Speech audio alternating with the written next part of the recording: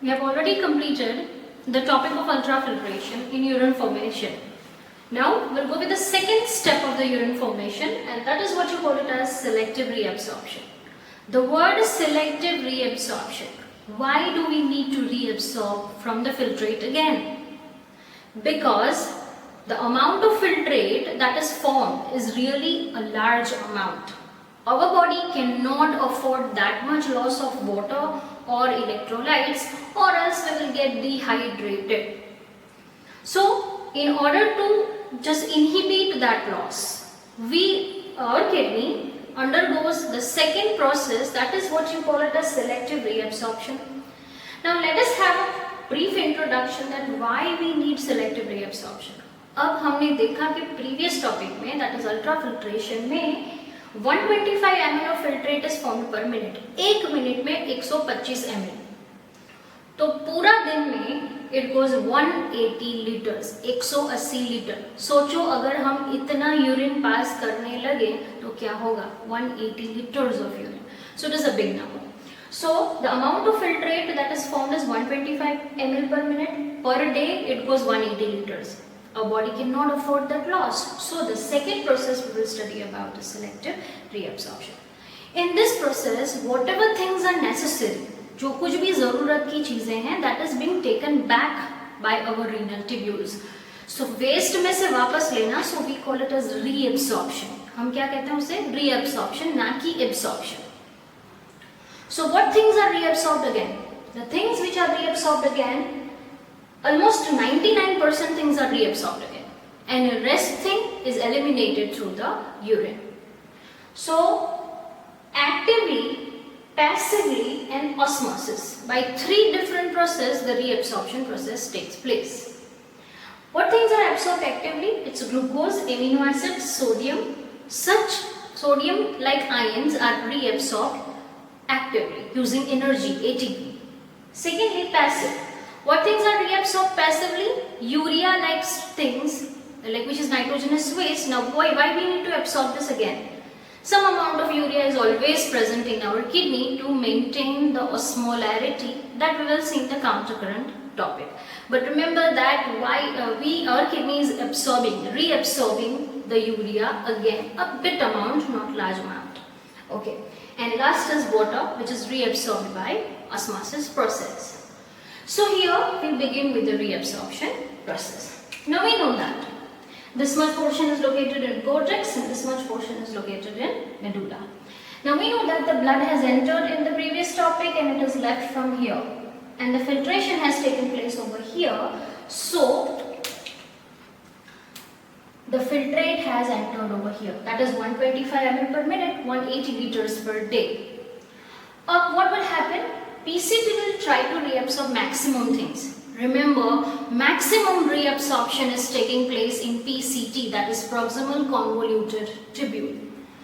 Why? Because it is made up of microvilli, cuboidal epithelium, that is what you call it as brush bordered cuboidal epithelium. So almost 70 to 80% electrolytes and water is taken back again. So almost from here, suppose here filtrate is present. Let's say filtrate has come over here.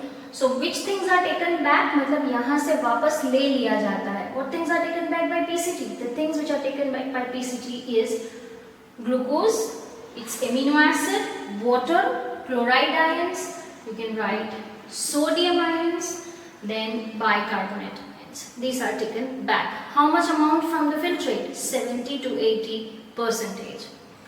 Next, after this, we'll go to the descending Henle's loop. Now descending Henle's loop, as I told you previously, it is going down, so it is made up of squamous epithelium, the pavement epithelium, and it is permeable to water.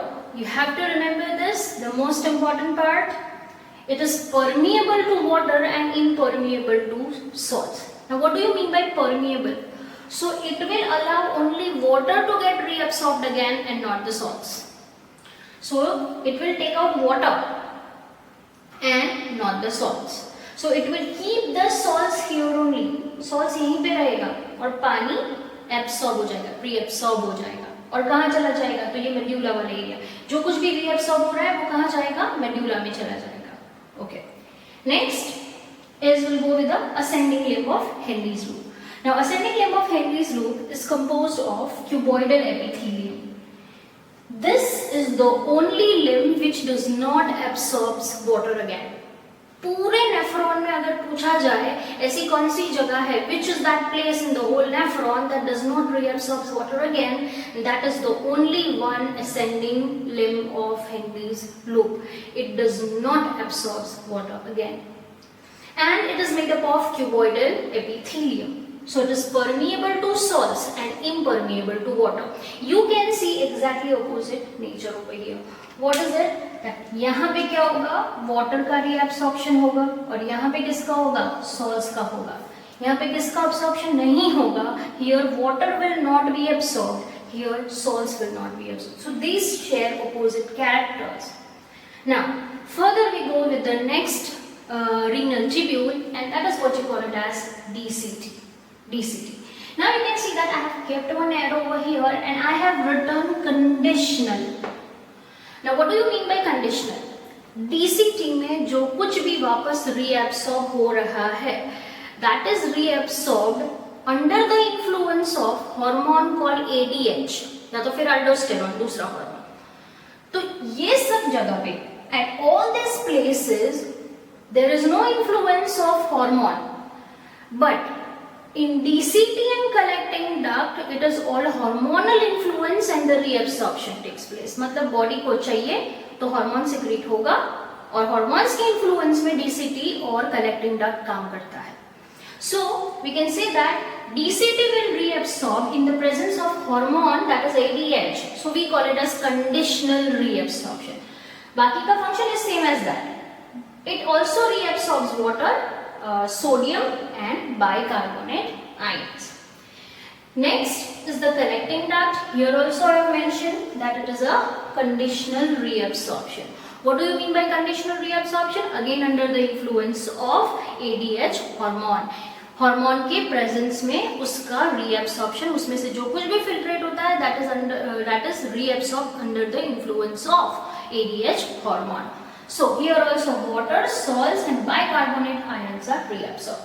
But remember this point over here, this is important.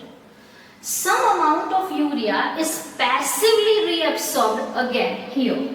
So this is passively reabsorbed, a minute amount. Why? And it is kept in this medulla. That will help in the process of countercurrent. But remember that which limb reabsorbs urea? Again, then remember it is the collecting duct of the renal tubule. So this is all about the what you can say reabsorption process. Remember that PCT, Henle's loop undergoes non-conditional reabsorption, whereas when you go with DCT and collecting duct, it goes with the conditional reabsorption. Probably in your NCERT book, only collecting duct, in some of the book, old version maybe, it is given that only collecting duct is under the influence of hormone ADH. So this is all about the topic of selective reabsorption. After completing the process of selective reabsorption, we proceed with the third step of urine formation, that is known as tubular secretion. Now, what do you mean by tubular secretion? So here is this tubules, it is PCT, DCT and collecting duct. These three tubules are only involved. So I'll write over here which tubules are involved here: PCT, DCT and collecting duct. This and this. This structure is not involved in the tubular secretion. Ideally, the definition can be given as it secretes the excretory substances from the peritubular capillaries into the lumen. So we know that when you see the diagram, from here there comes out the vasa recta and the peritubular capillaries. So peritubular capillaries will secrete the things into this. So everything would be secreted into the lumen, here also and here also. So what does PCT secretes out? PCT secretes out hydrogen ion, potassium ion, creatine ion, drugs mainly it's like medicines like penicillin, pigments and hippuric acid. Now what is hippuric acid? Hippuric acid is an aromatic compound. When we have much of caffeinated drinks like coffee or like colas, different colas, that aromatic compound, the caffeine is converted into aromatic compound, we call it as hippuric acid. So all those things are the metabolic waste, so they are excreted out into this lumen. So this PCT will excrete out this many things. Now there is no role of Henle's loop in this process, neither this nor this. So they play no role in tubular secretion. So let's move back to that is the DCT. DCT, it will excrete out into the lumen H plus, K plus and ammonia like things. So it will excrete out these things. Next is collecting duct. Collecting duct will be again excreting out H plus and K plus. Now you can see that majority of the excretory products includes H plus and K plus. Now why H plus? Because it creates acidic medium in the body, so it has to be removed. So it is the one which is responsible for the pH balance. If H plus ion remains in our blood, then what will happen? Our blood will become acidic. So in order to prevent it from the acidic condition, we can say that H plus is secreted out, H plus is removed from the this PCT, DCT and the collecting duct into its own lumen. Then onwards, whatever things that comes out from over here is what you call it as urine. Then urine enters into the pelvis, and from the pelvis it enters into the ureter. So ideally, what is the function of this tubular secretion? The function of tubular secretion, you can say that it is ionic balance, secondly pH balance of the body fluids. Because when K plus is excreted out, exchange to that it takes plus Na and it takes Na plus. So exchange of ions is taking place, sodium is increasing in our body, whereas on the other side we give out potassium ion. Secondly, we can say that pH balance, because we are removing, kidney is removing the H plus ion, so it is decreasing or it is maintaining the acidic condition. Now after all this process, what is the condition prevailing in each tubule? After whole of this process, this area, if we talk about this area, okay, PCT. PCT, the condition is isotonic. Isotonic. What do you mean by isotonic? It is same as that of blood plasma. Then here, though it is not playing any role, here the condition becomes hypertonic. Hypertonic. Here it becomes hypotonic. Again here it becomes hypertonic.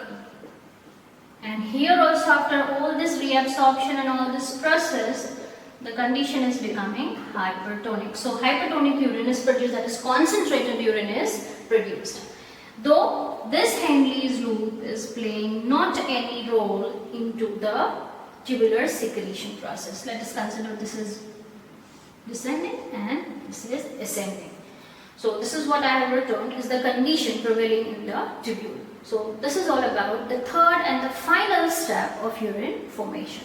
So we have done 3 steps in the urine formation. The first one is ultrafiltration. Second one is second one is selective reabsorption, and the third one is tubular secretion.